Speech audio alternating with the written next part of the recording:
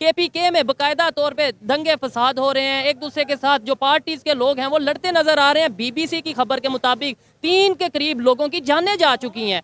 तार साहब, पाकिस्तान के अंदर एक तारीख लिखी जा रही है और अभी जो इलेक्शंस हुए हैं उसके अभी मुकम्मल रिजल्ट नहीं आए, इसके ऊपर भी बड़े क्वेश्चन मार्क लगे हैं।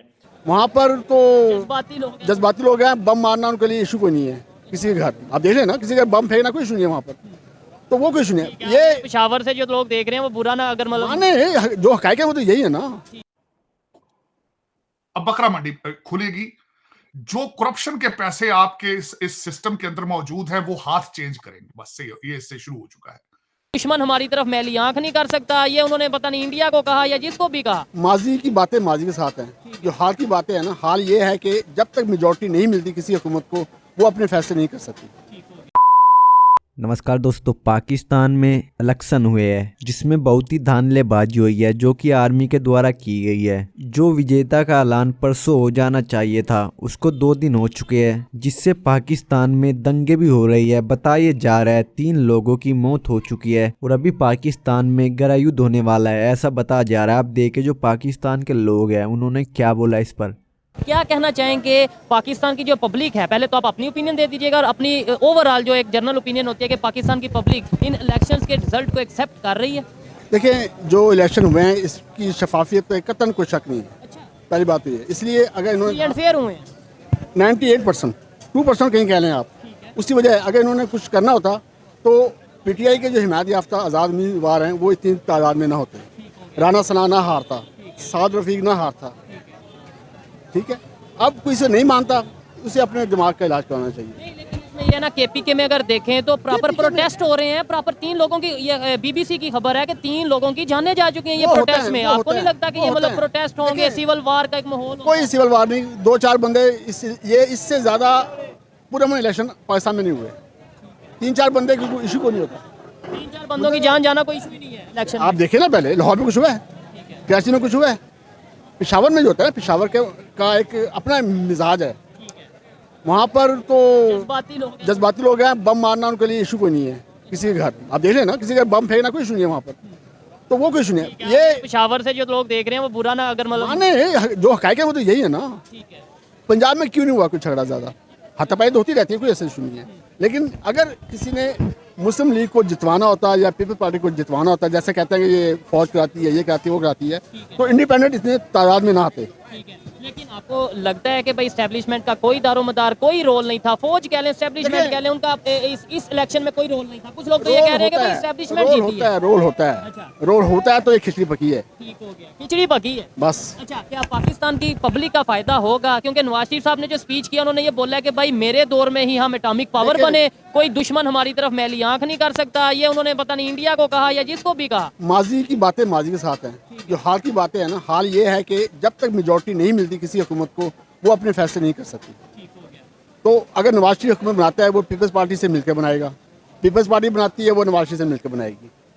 तो ये जब फैसला साजी होगी वहाँ पर में पब्लिक का फायदा होगा? पब्लिक का कोई फायदा नहीं होगा। मतलब बेहतरी की तो उम्मीद फिर ना नजर आई है, जो इतने पैसे लगे हैं इस इलेक्शन में। देखें, जो मंशूर देखे ना सबका, पीपल्स पार्टी का अपना मंशूर है और नवाज शरीफ का, मुस्लिम नून का अपना मंशूर है। अच्छा, ये सर मुझे बता दें, जर्नलिस्ट हैं और काफी ज्यादा तजर्बा है इनका, सर ये बता दें ये गवर्नमेंट 5 साल चलेगी, जो भी गवर्नमेंट बनेगी, मतलब ये है कि हम तो ये चाहते हैं कि ये प्राइम मिनिस्टर अभी एक है सियासतदान कराची का फैसल वावड़ा, उसके पिछले 6 महीने की बातें सुनने, वो अब से 6 महीने पहले कहता था कि आज़ाद उम्मीदवारों का इंतखाब होगा। ये नहीं, मैंने जो सवाल किया मैं वही बता रहा हूँ ना। तो ये जब खिचड़ी पकी होती है ना, तो खिचड़ी में कभी दाल ज़्यादा हो जाए ना तो खिचड़ी बेमज़ा हो जाती है, या चावल ज़्यादा हो जाए वो खिचड़ी का जायका ख़त्म हो जाता है। तो जायका ये चलेगा 1.5-2 साल। तार साहब, पाकिस्तान के अंदर एक तारीख लिखी जा रही है और अभी जो इलेक्शंस हुए हैं उसके अभी मुकम्मल रिजल्ट नहीं आए, इसके ऊपर भी बड़े क्वेश्चन मार्क लगे हैं। तकरीबन इस वक्त जब मैं आपसे बात कर रहा हूँ तो तकरीबन 225 नेशनल असम्बली की सीटों के रिजल्ट आए हैं आउट ऑफ 265, जिसमें इमरान खान की पार्टी इंडिपेंडेंट्स जो है वो तकरीबन 75 के करीब है, 90 लिखा हुआ है, लेकिन उसमें कहा जा रहा है वैसे भी इंडिपेंडेंट्स मौजूद हैं। PMLN 64, पीपल्स पार्टी 50। तार साहब, ये जो 5 साल हैं आप कैसे देखते हैं? हम मजीद क्राइसिस में हैं, एक तबका कह रहा है हम क्राइसिस में हैं, शायद हम दोबारा बेवकूफ़ बन गए हैं क्योंकि एक पॉपुलर लीडर के जो बयानिया है उसके हम गुलाम बन गए हैं। How do you see this Pakistan की सियासत और पाकिस्तान की जो सिमत है, डायरेक्शन है, अगले 5 सालों में आपको तार साहब कैसे नजर आती है? जी मैं साहब दो चीजें, मैं इसको ड्रामे की दूसरी किस्त, ये एक कॉमेडी ड्रामा नहीं है, ये एक ट्रेजेडी से भरपूर, फिक्शन से भरपूर ड्रामा है। उसकी दूसरी किस्त का टाइम हो चुका है मेरी नजर में, ये आप इस पॉइंट पे खड़े हैं। अब मैं इसको फोरकास्ट ये करना चाहूंगा इस तरह के, अब बकरा मंडी का भी ये समझिए कि इस ड्रामे की दूसरी किस्त का नाम है बकरा मंडी। अब बकरा मंडी खुलेगी, जो करप्शन के पैसे आपके इस सिस्टम के अंदर मौजूद है वो हाथ चेंज करेंगे, बस से ये इससे शुरू हो चुका है।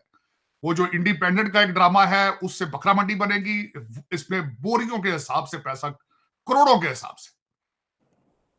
मैं पिछले सेगमेंट में भूल गया था, मैं मेंशन नहीं कर सका था कि इसमें एक खातून के ऊपर एक रिफत ताहिरा उनका नाम, उनका सुमरो नाम था, जहांगीर तरीन साहब ने उनको, पीटीआई की कैंडिडेट थी, बैठी थी, मैं बताना भूल गया था पिछली दफा। उनके ऊपर एलिगेशन था कि 35 करोड़ रुपया और कनेडियन पीआर उन्होंने अपने इन्वेस्टमेंट के लिहाज से वीजे पे सौदा किया था अपने टिकट का, तो वो एक रेट उन्होंने सेट कर दिया था उस वक्त, 35 करोड़ रुपया। उन्होंने, पीटीआई की टिकट होल्डर थी लेकिन वो बैठ गई थी, उन्होंने दस्तबरदार हो गई थी। तो अब उसमें उसका दूसरा किस्त शुरू हो चुकी है। अब मैं वो बताना चाहूंगा आपको कि मैंने रात को जब ये इंडिपेंडेंट जीतने शुरू हुए तो मेरी नजरों के सामने दो शख्स आए, तो मैं उनका नाम लेना जरूर समझूंगा। उस्मान बुजदार को मैंने बहुत मिस किया। अब मुझे लग रहा है कि अब उनके छोटे भाई को ढूंढा जाएगा कहीं से। मुझे मोहतरमा फरा गोगी बहुत याद आई, तो मैंने बहुत याद किया। मैंने कहा काश आज वो पाकिस्तान के अंदर होती तो इलेक्शन अपने पार्टी को अपनी आंखों के सामने जीतता देखती। अब दूसरा जो मैं बताना चाहूंगा कि इस वक्त आप क्या हैं, आप हैं क्या। दो खबरें हैं। एक तो मैं ये आपने अर्ज किया है कि शायद एक ऐसा तबका है जो एक कल्ट बन चुका है। वो कल्ट, और जो दुख वाली बात है, वो मजहबी कल्ट है। वो कल्ट एक नॉर्मल कल्ट नहीं है, वो कामाकाजी कल्ट है। कामाकाजी कल्ट, वो कहते मुर्शद है पाकिस्तान, वो कहते मुर्शद नहीं तो पाकिस्तान भी नहीं चाहिए। उन्होंने कहा था काश सियालकोट हमसे हाथ से चला जाता, और उनके मुर्शिद साहब फरमाते थे कि चोरों से बेहतर है पाकिस्तान के ऊपर कोई एटॉमिक अटैक कर दे। ये वो कल्ट है, ये उस कल्ट के हाथों में जा रहे हैं आप।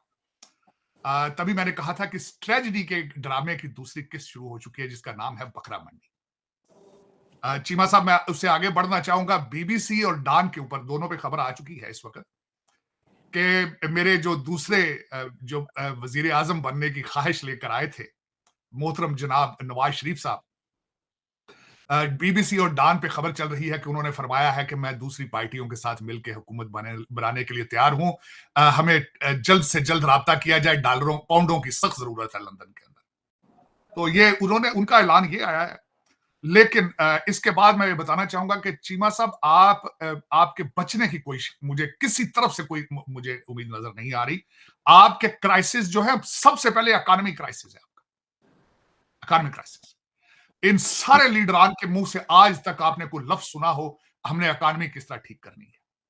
नवाज शरीफ साहब ने जब खुडियां कसूर के सामने जलसे में इकट्ठे हुए थे, इन्हें पता था सबसे ज्यादा यूथ सामने खड़ी है, और इन्हें पता है कि यूथ को इंग्लिश और मैथ पढ़ाए बगैर अगली सेंचुरी में Pakistan can not enter into the next century.